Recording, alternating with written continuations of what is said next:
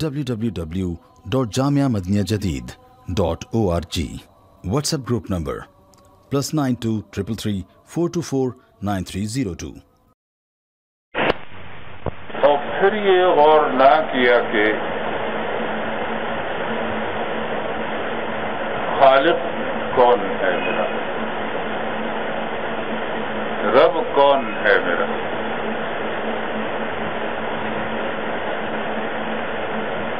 یہ جو کچھ ہوتا ہے دنیا میں یہ خود بخود ہو رہا ہے.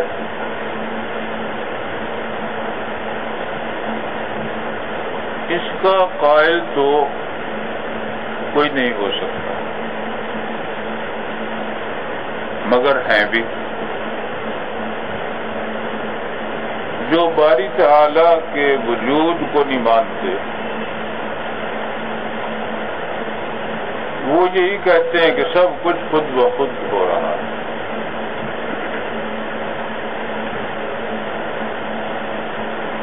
لیکن آپ دیکھتے ہیں کہ خود بخود تو کچھ بھی نہیں ہوتا. آپ کو محنت کرنی پڑتی ہے تو پھر کمائی ہوتی ہے، اور محنت پڑتی ہے، کرنی پڑتی ہے، کچھ کرنا پڑتا ہے تو کھانا تیار ہوتا ہے. تب رزق پیٹ میں جاتا ہے اور تن پہ کپڑا آتا ہے.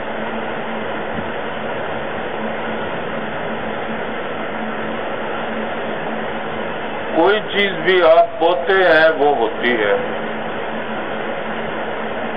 نہیں بوئیں گے تو گھاس ہی ہوگی. خود بخود تو نہیں ہوتا گیہوں پیدا.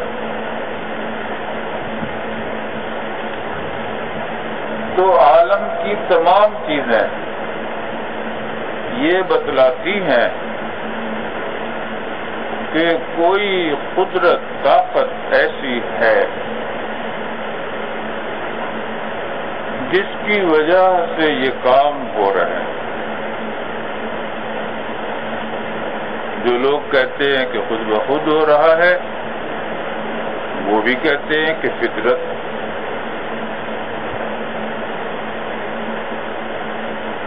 اتنے تک وہ بھی قائل ہیں کہ فطرت.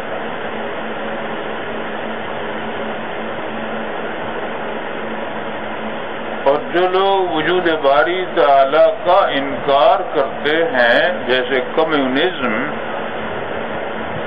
والے،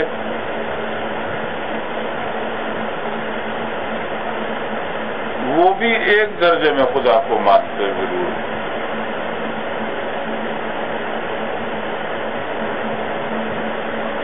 آپ نے دیکھا ہوگا کہ تجہیز و تکفین میں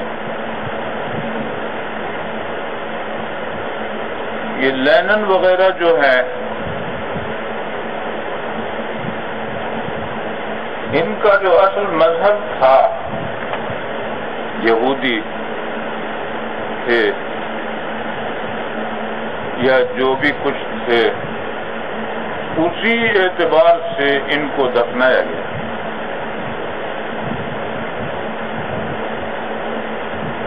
مقبرہ بنایا گیا.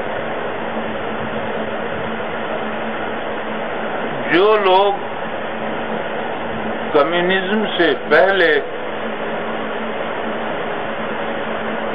ہندوؤں کی طرح مشرک تھے، بدھ مذہب والوں کی طرح مشرک تھے، ان کے یہاں مردوں کو جلایا جاتا تھا تو اب بھی جلایا جاتا ہے. یہ جو اب مرے ہیں چند صدر بیدر پہ، انہیں جلایا گیا. تو کسی کو جلایا جاتا ہے، کسی کو دفنایا جاتا ہے، یعنی جو مذہب پہلے تھا ان کا، اس کا اثر چل رہا ہے اندر اندر. زبان سے یہ کہتے ہیں. تو حق تعالی کے وجود کا انکار جیسے ثبوت اور نظر آنا مشکل ہے، ویسے وجود کا انکار بھی بڑا مشکل ہے. یہ کام سارے خود بخود ہو جائیں، یہ نہیں ہو سکتا، وہ مانتے ہیں۔ اور یہ جاپان میں یا جاپان میں غالباً ملاقات ہوئی تھی امریکہ کے صدر اور روس کے صدر کی،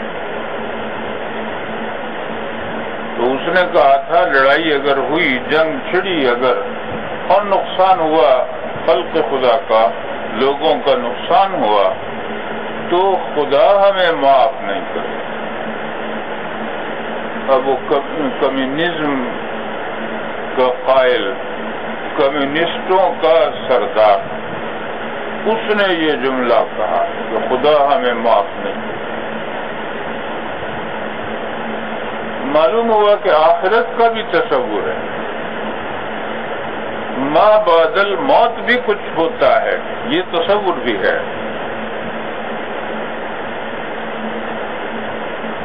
اور یہ سبق دینا کہ جو تم کرو گے وہ ہوگا، اور خدا کے کیے سے نہیں ہوتا، تمہارے کیے سے ہوتا ہے،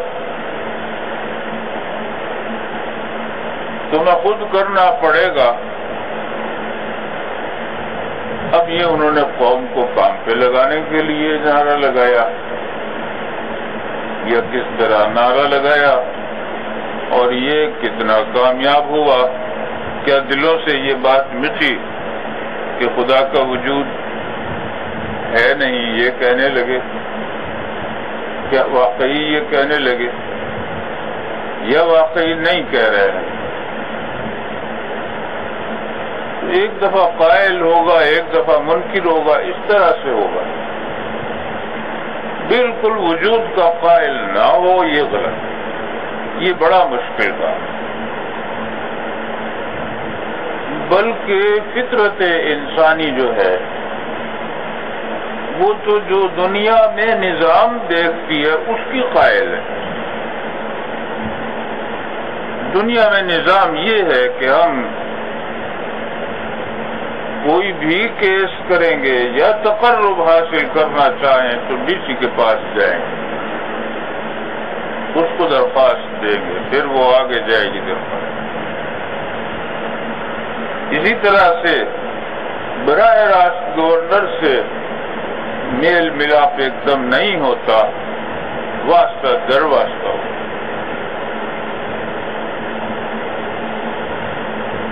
تو عام طور پر تو لوگ جو ہیں وہ یہی سمجھتے ہیں کہ خدا تک پہنچنے کے لیے بھی واسطے چاہیے،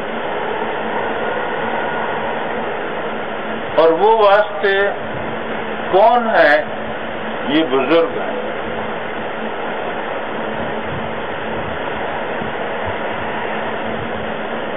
اور یہ کون ہے؟ یہ بالکل مختار ہے۔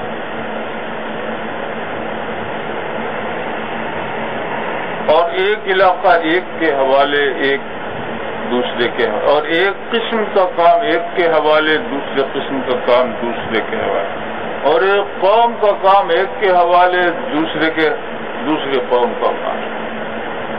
یہ لات اور منات اور عزا یہ الگ الگ تھے، اور قوموں کے تھے الگ الگ۔ یہ انصار جو تھے یہ احرام باندھتے تھے منات کا حج کے موقع پر، جنہوں نے اپنا بت الگ بنا رکھا، ایک قوم کا وہ خدا۔ اور چلا کہاں سے چلا؟ یہ بزرگوں سے، یا اولیاء انبیاء کرام سے چلا۔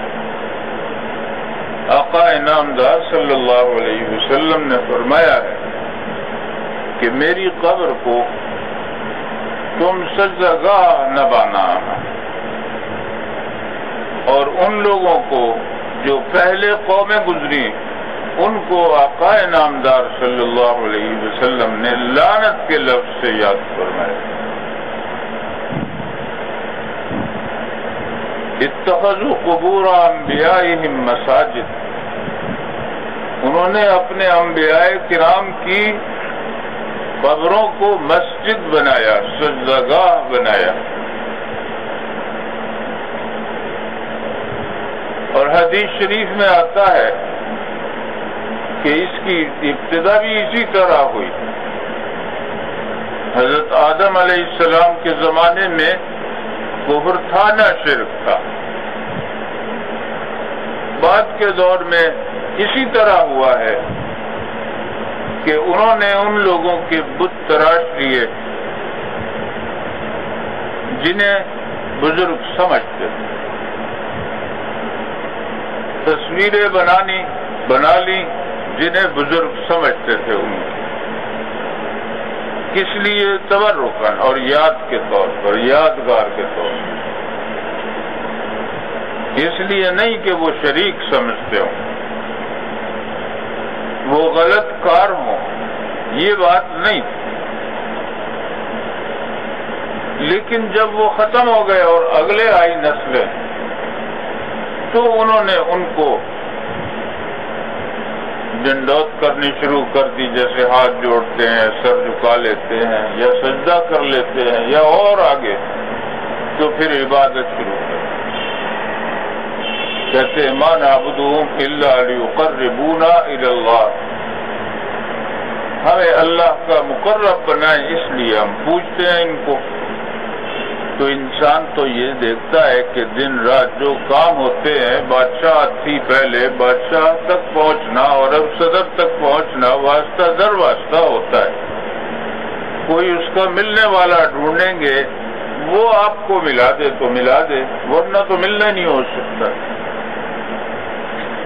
اسی طرح خدا کے بارے میں بھی جتنے بھی غلطی پر قومیں گزری ہیں، مشرک گزری ہیں، ان کا عقیدہ یہی تھا کہ خدا تک براہ راست پہنچنا جو ہے وہ بغیر ان کے نہیں ہوگا. خدا کا شکر ہے مسلمان تو اس میں نہیں ہے مبتلا، ورنہ تو نماز ہی وہاں پڑھا کرتے جہاں بزرگ کا مزار ہوتا ہے، وہ آگے اور نماز ادھر. اسی لیے منع کرتے ہیں سجدے کو، قبر کے سجدے کو منع کرتے ہیں. اور اس میں دنیا بھر میں کسی کا اختلاف نہیں. ہندوستان، پاکستان، بنگلہ دیش، دیوبندی، بریلوی، کوئی لے لیں، کسی کا اختلاف نہیں ہے کہ قبر کو سجدہ چاہے تعظیم کی نیت سے ہو، خدا بنا کر نہ ہو، وہ حرام ہے. سب نے یہ لکھا ہے، سب نے یہ فتویٰ دیا. لیکن اور یہ تو بالکل جائز، جو نماز بھی نہیں پڑھتے وہ کچھ کر لیتے ہیں، باقی جو نماز پڑھتے ہیں وہ تو ایسی حرکت نہیں کرتے. نماز پڑھنے کے لیے مسجد ہی میں جائیں گے، امام ہی ڈھونڈیں گے، خدائی کی عبادت کریں، لیکن عقیدت میں کچھ دخل ہونا ہے، بزرگوں کو دے دیتے.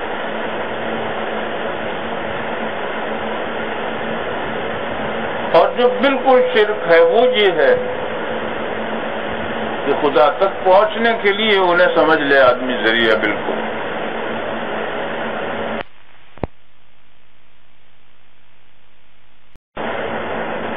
اللہ تعالیٰ کا معاملہ یہ کہ ہر جگہ موجود ہے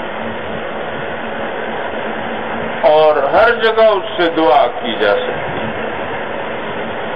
اس کی طرف دل کا رجوع ہر وقت کرنا چاہیے، رکھنا چاہیے، اور اس کے لیے دعا کے لیے، بات کرنے کے لیے، اپنی التجا پیش کرنے کے لیے یہ نہیں ہے کہ کسی اور سے آپ کہیں اور وہ کرے آپ کی طرف، تو ہی ہوگی ورنہ نہیں ہوگی، یہ بات نہیں. آپ کہتے ہیں ایک دوسرے سے کہ ہمارے لیے دعا کریں، اس کا یہ مطلب تو نہیں ہے کہ خود نہیں کر سکتے دعا. حدیث شریف میں بتایا گیا ایک دوسرے کے لیے دعا کرو تو وہ زیادہ قبول ہوتی ہے. بظاہر الغیب، جہاں وہ موجود بھی نہ ہو وہاں اس کے لیے کوئی دعا کرے وہ زیادہ قبول ہوتی ہے. یہ بتلایا گیا. اسی طرح وسیلہ کہ اللہ تعالیٰ فلاں کے وسیلے سے میں دعا کرتا ہوں، یہ بھی درست ہے، یہ بھی جائز ہے. اور یہ تصور ناجائز ہے کہ اللہ سے ہم براہ راست مل ہی نہیں سکتے جب تک یہ واسطہ نہ اختیار کریں، یہ غلط ہے، اسلام نے اس کو منع کر دیا۔ تو جو لوگ خدا کو مانتے ہیں دنیا کی بیشتر آبادی تو اسی طرح کی ملے گی، مشرک، اور بہت کم آبادی ایسی ملے گی جو خدا کا انکار کرتے ہوں۔ روس کے اندر جو ممبر ہیں وہ کمیونسٹ ہونے چاہیے، کمیونزم پر ان کا ایمان ہو، مذاہب کی نفی پر ایمان ہو۔ ان کا حال دیکھ لیں تو یہی ہے کہ جو مرتا تھا اور جلتا تھا وہ آج بھی جلتا ہے، جو مرتا تھا دفن ہوتا تھا وہ آج بھی دفن ہوتا ہے، اور جب مشکل پڑتی ہے تو خدا یاد آتا ہے۔ اور لکھا بھی تھا انہوں نے اس زمانے میں جب کیا تنگ بتوں نے تو خدا یاد آیا۔ وہ ہے بہت کم، اور وہ بھی خدا کو ماننے سے خالی نہیں۔ ہاں جو نہ سمجھ ہیں اور نہ سمجھی میں انکار کرتے ہیں ان میں بھی تو درجے ہیں، بالکل انکار کرنے والے بھی ملیں گے۔ وہ کیا کہتے ہیں سب کام فطرت سے ہو، تو فطرت کوئی طاقت ہوئی نا، تو انہوں نے جس طاقت کو فطرت کہا ہے اس سے پرے ایک طاقت ہے جو سب سے بڑی ہے، جو ایک ہے، اور وہ خدا ہے۔ کیونکہ ایک ہونا اس تک تو پہنچ نہیں پڑتا ہے، سوچتے سوچتے آدمی ایک ہونے تک تو پہنچتا ہے، پھر اس سے مرکب پیدا ہوا۔ جیسے گنتی میں ایک کے بغیر تو دو بنے گا نہیں، تو ایک تک تو پہنچنا لازمی ہے۔ پھر اس کے بعد مرکبات، انسان مرکب ہو، انسان کی روح وہ بھی مرکب ہے، مگر بِأَمْرِ اللہ پیدا ہوئی، اور تمام چیزیں مرکبات ہیں۔ یہ سبزی، یہ پھول، یہ پیداوار، جس چیز کی سب مرکب، اور انسان جو دیتا ہے ایجاد کرتا ہے وہ اس کی چیزوں کو جوڑ جوڑ کر نئی ایجادات کر لیتا ہے۔ جو اس نے پیدا فرمائی وہ بھی مرکب، اور جو یہ انسان بناتا ہے یہ ان مرکبات سے مرکب، اور کبھی نفی کی طرف چلتے ہیں تو نفی کی طرف چلنا اب شروع کیا ہے، تو بھی ایک طاقت نظر آئی ہے، ایٹم نظر آ گیا، یہ الیکٹرون اور پروٹون اس میں مرکب نظر آ گیا، اور ایک عالم ہے، زبردست طاقت ہے اس کو سب مانتے ہیں۔ تو نفی کی طرف جاتے ہیں، ایک ہونے کی طرف جاتے ہیں، تو مادی طور، یہ تو مادی طور پر ہے جو نظر آ رہا ہے، آلات کے ذریعے دیکھا جا سکتا، لیکن یہ بھی تو بارادہ الہی پیدا ہوا ہے، اور جب یہ معدوم ہو جاتا ہے تو بھی تو کچھ رہتا ہے۔ بہرحال بہت مسائل ہیں اور لطیف اور دقیق مسائل، لیکن عام فطرت سادہ دیکھ لیں آپ تو وہ یہ ہے کہ توسل چاہتے ہیں، اور توسل واسطے ماننے، اسی سے یہ شرک، اور سارے ہندو یہی کرتے ہیں، یا پھر یہ کرنے لگتے ہیں رفتہ رفتہ کہ جہاں کوئی چیز عجیب نظر آئی خدا کی قدرت کی، اسے پوجنا شروع کر دیا، جس چیز سے نفع زیادہ نظر آیا اس کو پوجنا شروع کر دیا، چاہے وہ درخت ہو چاہے وہ حیوان ہو۔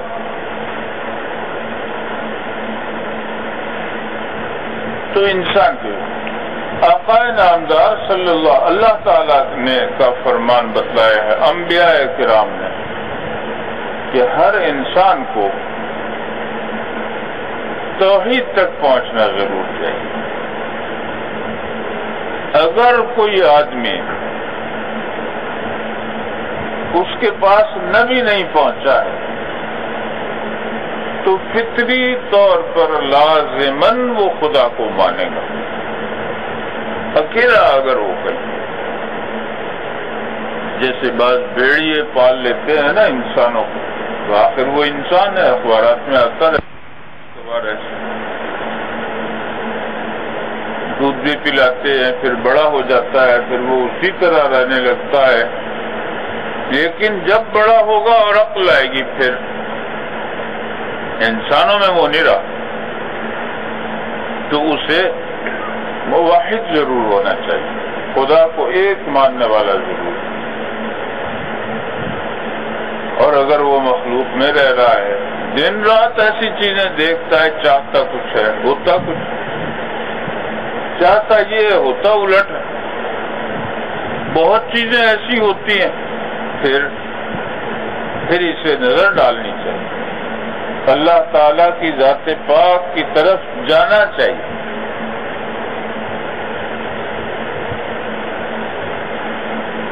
اور جتنی زندگی دی گئی ہے تو اللہ تعالیٰ نے دی اس لیے، دارالامتحان ہے یہ.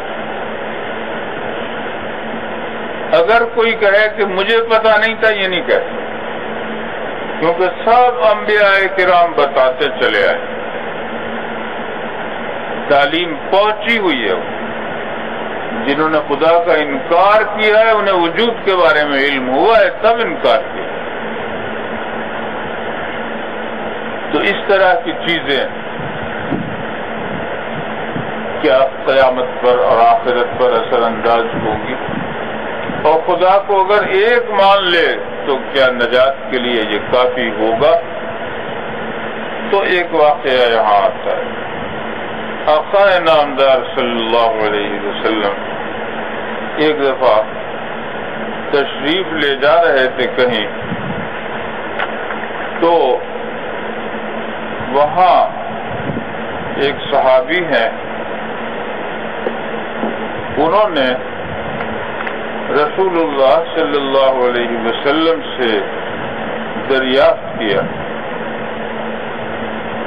پیچھے بیٹھے ہوئے تھے ایک سواری پر، کنت ردف النبی صلی اللہ علیہ وسلم علی حمار، میں پیچھے تھا.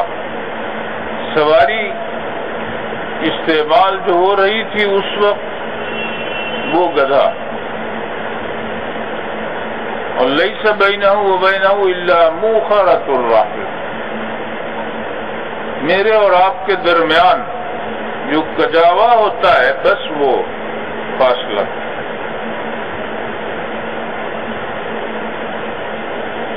کجاوے کی لکڑی، بس یہ فاصلہ. آپ نے مجھے مخاطب کیا، فرمایا یا معاذ.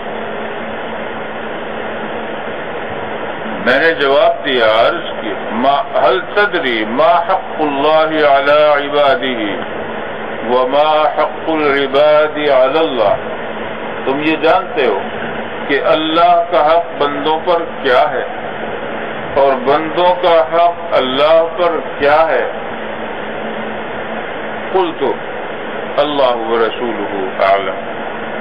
ادب کا تقاضا بھی یہی تھا، اگر جانتے بھی ہوں تو بھی ادب کا تقاضا یہی ہے کہ جب سوال کیا جا رہا ہے تو جواب بھی انہی سے لیا جائے.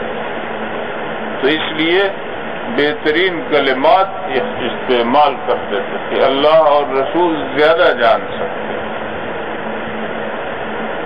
تو ارشاد فرمایا کہ فإن حق اللہ علی العباد ان یعبدوہ ولا یشرکوا بہ شیئا، کہ صرف اس کی عبادت کریں اور بالکل شرک نہ، کسی بھی چیز کو اس کا شریک نہ ٹھہرائیں.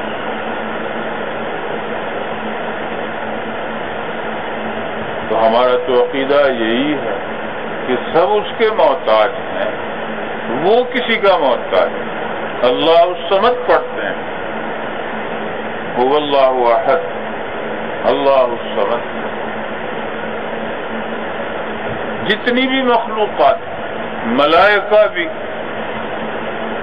زمین و آسمان بھی، انبیاء کرام علیہم الصلاۃ والسلام بھی اس کے محتاج ہیں، وہ بے نیاز ذات ہے۔ تو یہ حق ہے اللہ کا بندوں پر کہ بالکل کسی کو شریک نہ کریں اس کی ذات میں، نہ اس کی صفات میں، شیئن ذرا بھی۔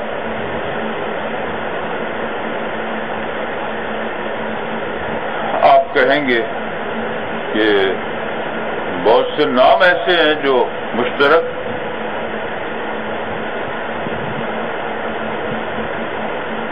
اللہ کا نام بھی رؤوف ہے، رسول اللہ صلی اللہ علیہ وسلم کے بارے میں بھی آیا بالمؤمنین رؤوف الرحیم، رؤوف ہے رحیم، دونوں اللہ کے نام ہیں، دونوں رسول اللہ صلی اللہ علیہ وسلم کے لیے صفت کے طور پر استعمال کیے گئے کہ بالمؤمنین رؤوف الرحیم، مومنین کے ساتھ، مومنوں کے ساتھ آپ رؤوف اور رحیم، بہت محبت فرماتے ہیں، بڑا رحم فرماتے ہیں۔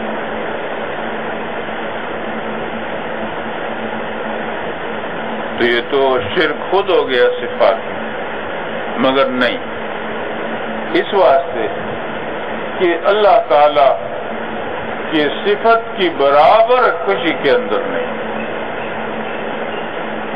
ماں باپ بھی، شفیق بھی ہے، رحیم بھی ہے اولاد بھی، لیکن اللہ کی برابر نہیں۔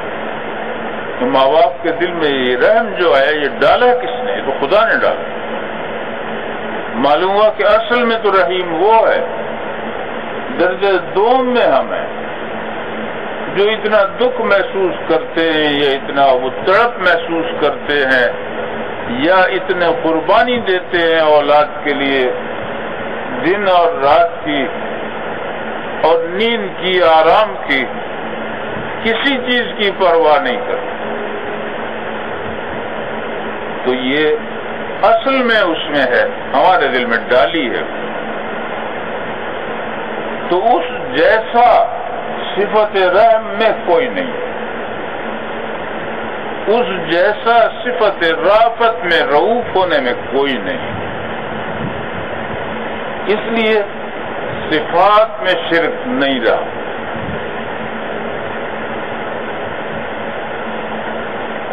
تو آقا نامدار صلی اللہ علیہ وسلم نے جواب میں یہ فرمایا، اور یہ ارشاد فرمایا وحق العباد علی اللہ الا يعذب من لا يشرك به شيئا، جو اللہ کی ذات اور صفات میں بالکل شریک نہیں کرتا کسی کو بھی، تو اللہ کے ذمے یہ ہے کہ اسے عذاب نہ ڈالے، عذاب میں نہ ڈالے، عذاب نہ دے، بچائے اسے عذاب سے۔ میں نے عرض کیا کہ بہت آسان سی بات ہے، لوگوں تک میں پہنچا نہ دوں یہ خوشخبری، مسلمان خوش ہو جائیں گے اس سے، جو مسلمان ہو چکے وہ تو خوش ہو ہی جائیں گے، جو کافر تھے وہ تو تعجب کرتے تھے کہ سارے معبودوں کو انہوں نے مٹا کے ایک بنا دیا، یہ کیا؟ ان ھذا الا اختلاق، یہ تو جدت ہے، ان کی تخلیق ہے۔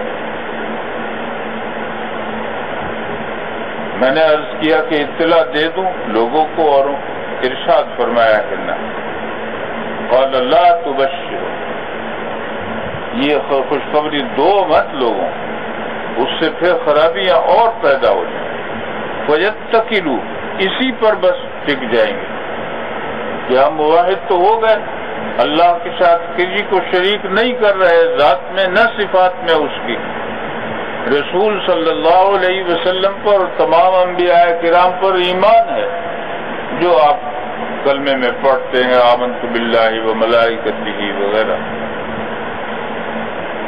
تو پھر اور کسی کام کی ضرورت نہیں ہے، نہ نفلوں کی ضرورت نہ فرضوں کی ضرورت، تو لوگ غلط فہمی میں مبتلا ہو جائیں اور اس پر اعتماد کر کے غلط فہمی میں مبتلا ہو جائیں۔ لوگوں کی سمجھ جو ہے وہ ایک جیسی نہیں ہے۔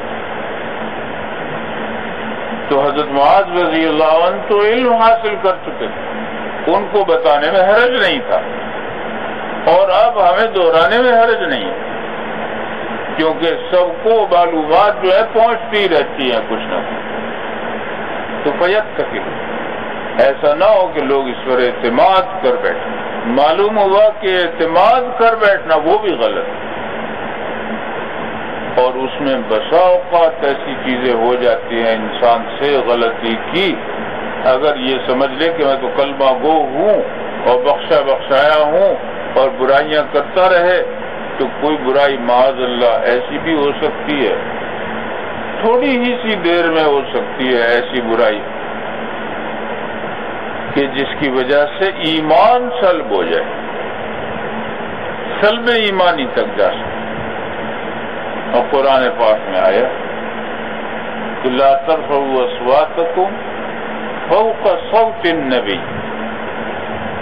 رسول اللہ صلی اللہ علیہ وسلم کی آواز سے زیادہ آواز نہ اٹھاؤ، ولا تجہروا له بالقول، اور زور زور سے باتیں نہ کرو، کجہر بعضکم لبعض، جیسے آپس میں ایک دوسرے سے زور زور سے بول کے بات کرتے ہیں، ان تحبط اعمالکم وانتم لا تشعرون، کہیں ایسا نہ ہو کہ تمہارے اعمال سب بیکار ہیں اور تمہیں پتہ بھی نہ چلے، احساس بھی نہ ہو۔ تو اس واسطے کہ فرمایا کہ نہیں، یہ نہیں ہونا ہے، آپ نہیں بتلانا اس کو، جو لوگ درجہ بندی کر سکتے ہیں اور سمجھ سکتے ہیں ان کو بتلاؤ تو بتلاؤ۔ تو یہ حق عمل جو ہے محض اس بات پر کہ رسول اللہ صلی اللہ علیہ وسلم سے بات کرنے میں اس نے آواز بلند کر لی اپنے، حبس ہو جائے، حبس پورا جو ہے مکمل، وہ حبس مکمل معاذ اللہ یہ کہ ایمان سلب ہو جائے، یعنی مرتے وقت کلمہ ہی نصیب نہ ہو معاذ اللہ، ایسی بات ہو جائے۔ کلمہ نصیب نہ ہونے کا مطلب ایک تو یہ کہ زبان سے نہ کہہ سکے، وہ تو بہت ہے، وہ تو شہید بھی ہوتے ہیں، وہ کہتا ہوتا ہے ادھر ہے دشمن اور اتنے میں گولی آ کے لگ جائے، مگر وہ کہلائے گا یہ کہ کلمے، وہ کہلائے گا شہید ہے، وہ ہدایت دے رہا ہے، کچھ کر رہا ہے، اور اسی میں اس کے حملہ ہو گیا اس پر اور وہ شہید ہو گیا، کلمہ نہیں پڑھ سکتا، تو کوئی حرج نہیں، وہ کلمہ ہی کے لیے تو شہید ہوا ہے، گویا اس کے رگ و ریشے میں کلمہ آ گیا، تو اس کو تو نہلایا بھی نہیں جاتا، وہ پاک سمجھا جاتا ہے، زخموں سمیت، خون بھی اس کا اسی طرح رہتا ہے، صرف زائد چیزیں اتار لی جاتی ہیں، جوتے وغیرہ، ورنہ بلا غسل کے کفن دے کر نماز پڑھ کے دفن۔ تو بلا کلمے کے مطلب یہ ہوتا ہے کہ کلمے کا جو مفہوم ہے یعنی ایمان، وہ نہ سلب ہو جائے معاذ اللہ، وہ ختم، وہ ہے سلب ہونے کا مطلب، ایمان سلب ہونے کا مطلب وہ حبط عمل کامل جو ہے وہ بھی وہی، تو اس سے ڈرتے رہنا چاہیے۔ تو یہ اعتماد کر لینا کہ کلمہ پڑھ لیا ہے تو بخشے گئے، بس اب جو چاہے کریں، اس غلط فہمی میں لوگ نہ مبتلا ہو جائیں کہیں، اس واسطے حضرت معاذ رضی اللہ عنہ کو روک دیا۔ اب حضرت آقا نامدار صلی اللہ علیہ وسلم، حضرت معاذ رضی اللہ عنہ کے پاس یہ حدیث تھی اور سناتے نہیں، کب بتایا ہے؟ جب وفات کے آثار ہوئے، طاعون پھیلا ہوا تھا امواس شام کے حصے میں، اس زمانے میں شاگردوں کو بتلایا ہے کہ یہ ہے، اور میں اس لیے بتا رہا ہوں کہ حدیث ہے، اور علم یعنی حدیث وغیرہ کا چھپانا منع ہے، تو یہ کہیں میرے ہی ساتھ نہ چلی جائے، اس واسطے میں بتا رہا ہوں تمہیں۔ آثار ایسے نظر آ رہے ہیں، کسی کا پتہ نہیں کون زندہ رہے کون نہ رہے، تو بقیہ اخبر بها معاذ عند موته تعصما. دوسری حدیث میں یہ آتا ہے گناہ سے بچنے کے لیے ان الذین یکتمون ما انزلنا، جو آیت ہے کہ جو اللہ نے اتارا ہے اس کو چھپانا وہ غلط ہے، جو اتارا ہے وہ بتاؤ تاکہ ایمان بھی پورا ہو، صحیح ہو، مکمل، ناقص نہ رہے ایمان. تو اس لیے حضرت معاذ رضی اللہ عنہ نے یہ روایت بتائی ہے اور یہ روایت ہم تک پہنچی، اور یہ روایت اور حضرات سے بھی ہے صحابہ کرام میں. یہی نہیں کہ حضرت معاذ رضی اللہ عنہ سے ہی ہو، دوسرے صحابہ کرام سے بھی اس طرح کے کلمات، ابو ہریرہ رضی اللہ عنہ سے، حضرت ابو ذر رضی اللہ عنہ سے، ان حضرات سے بھی یہ روایات ملتی ہیں. اللہ تعالی ہم سب کو ایمان پر ثابت قدم رکھے، اپنی معرفت اپنی رضا سے نوازے، اور آخرت میں رسول اللہ صلی اللہ علیہ وسلم کا ساتھ نصیب کرنا. اللہ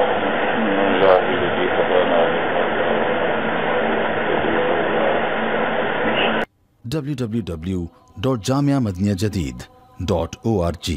WhatsApp group number +92 333 424 9302.